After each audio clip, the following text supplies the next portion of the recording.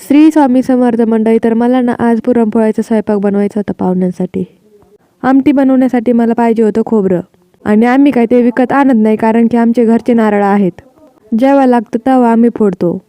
त्यासाठीच मी हे नारळ फोडलं होतं, आणि हे बघा किती छान असा खोबळा निघला होता. त्यानंतर मी पुरणासाठी डाळ शिजवायला टाकून दिली.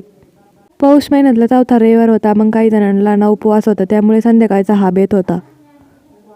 मला एकटीला काही हा स्वयंपाक बनवायचा नव्हता, कारण की आमच्या पाहुण्याबाई काही बसणार नव्हत्या. मी डाळ शिजायला टाकली तोपर्यंत एका पाहुणेबाईंना पीठ मळवलं होतं. त्यांना किती नको म्हणलं तरी त्या काय ऐकतच नाही. मग दुसऱ्या पाहुणेबाईंना ना आमटीसाठी खोबरं किसून दिलं, आणि ना पुरणासाठी गूळ किसून घेतला.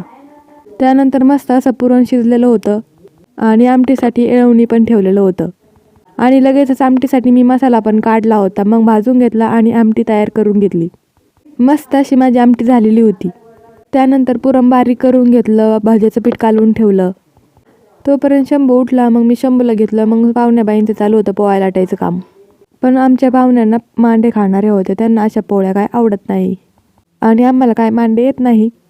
तर मंडळी, तुम्ही मांडे बनवता का पुरणाच्या अशा पोळ्या बनवतात? कमेंटमध्ये नक्की सांगा बरं का.